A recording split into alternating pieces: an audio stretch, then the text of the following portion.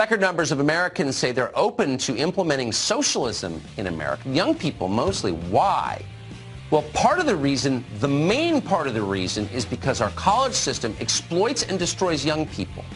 It's an existential threat to this country. The student loan crisis is at the heart of it, and we'll explain it after the break.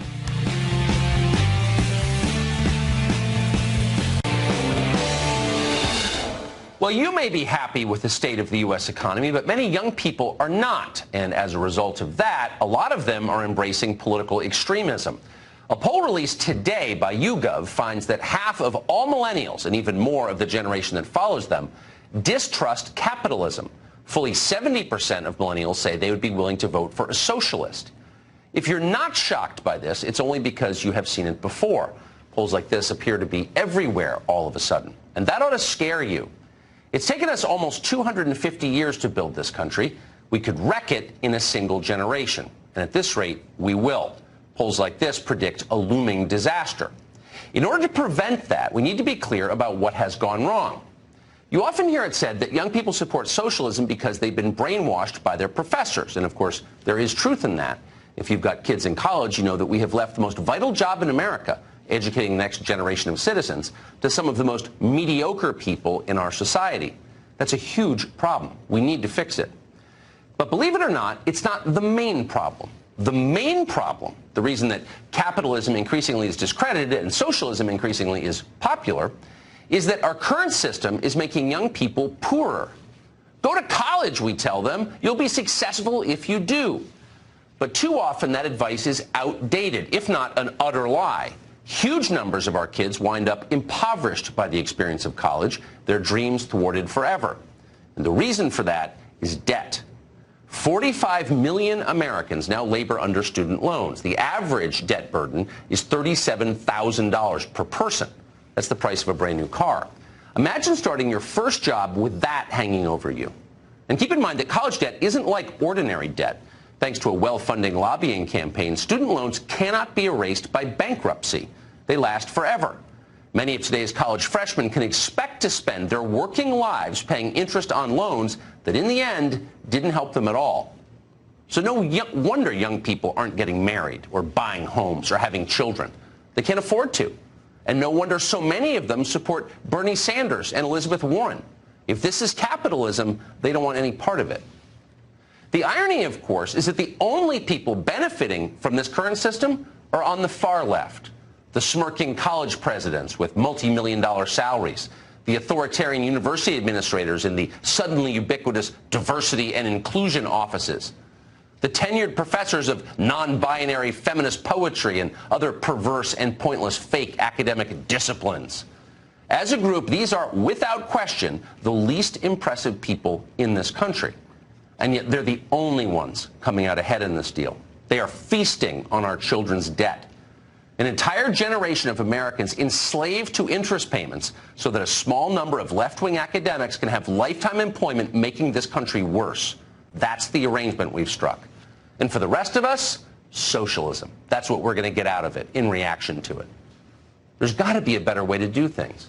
Now, some on the left propose forgiving student loans entirely, which is to say sticking American taxpayers with the bill for all of this. If there's one thing that could make a terrible situation even worse, it's that. Taxpayers didn't cause this problem. They shouldn't be punished any more than they already have been. The corrupt higher education establishment concocted this scam. They should pay to fix it. Harvard's endowment is $40 billion. Yale's endowment is $30 billion. So let's start there. What's clear is that we need to move the crushing financial burden of student debt off the shoulders of middle-class families and 22-year-olds and back to the people who have gotten rich from it. That's an idea that every sensible person can support. And in fact, there's a big political payoff for any politician wise enough to adopt it. The candidate who promises to make colleges ease the student loan burden will, without question, be the next president of the United States. Ian Samuel has spent a great deal of time in academic America. He's a former Supreme Court clerk, among other things, and he joins us tonight. Ian, thanks so much for coming on. So, because a small group of greedy, totally mediocre liberals have wrecked the U.S. economy, the rest of us get socialism. Does that seem fair to you?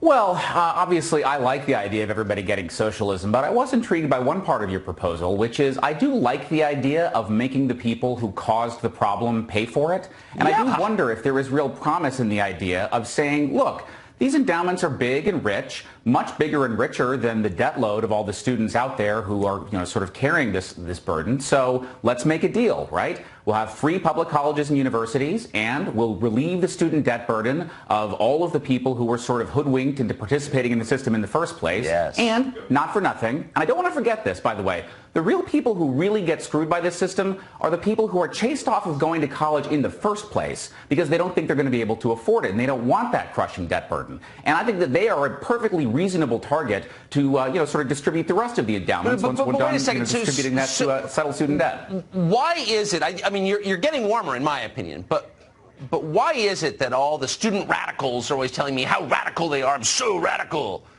And they're, of course, just slavishly devoted to and protecting the ruling class, of course, whether they know it or not. But none of them ever suggest just seizing the endowments of Harvard, for example, 40 billion, Yale, 30 billion.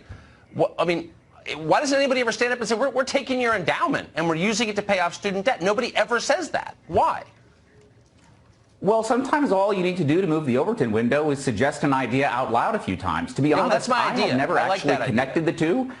Yes, I like that idea too. Yes. It's amazing how fast this stuff can work. So I think that's a perfectly reasonable idea, and I think it's a reasonable idea for all sorts of debt that exists out there. What do you think would happen if Trump suggests? I mean, if Trump wants to get reelected, if he really wants to get reelected, he'll suggest that, because who's against that? But I bet you $20 that none of the radicals out there, if Trump suggested it, will be for it. Well, I don't know about that because I think we may have a slightly different idea of what counts as radical. But what I will say is that the general concept, I was thinking about this the other day, that it feels a little unfair if you're, for example, going to have a gun buyback program. Why does the taxpayer have to pay for that? Why shouldn't you confiscate the profits of the gun companies? And this is sort of in that spirit. You caused this problem. You have a nice house. Maybe some of these people should, get some of the profits of what you've done. I think it's the gun companies. It's restitution, in other words. Yeah, I know you're not going to love the gun company thing, but it's in the same spirit. Nobody has hurt this country more than the academic establishment. I mean, that's the reason that an entire generation isn't getting married and isn't having kids. Like, we're going to see a demographic collapse, and that's bad, by the way. If you care about America, you want its citizens, of all backgrounds to be fruitful and multiply and get married. And they can't because a small group of left-wing creeps is taking all the money. They're looting America. So, why does Elizabeth Warren I think defend them? Yeah, what I hear there is a very good financing proposal for universal public child care, because, again, these are big endowments, and we may have some left over after we're done forgiving all the student debt with them. They don't want to hire someone from the third world to raise their kids. They want to raise their own. Parents want to raise their own kids. How about this? How about even more radical? Let's have an economy where one parent can support a family. That sounds good, and I'll do you one better. How about a universal allowance for a parent who stays home to take care of a child? Pay them for that work. That seems okay to me. For that. Good. Good. Now we're agreeing. This has produced an unusual level of consensus. Amen. Ian, great to see you tonight. Although I don't think my old colleagues at Harvard are going to love it. No, I don't think they're going to like it. That's all right.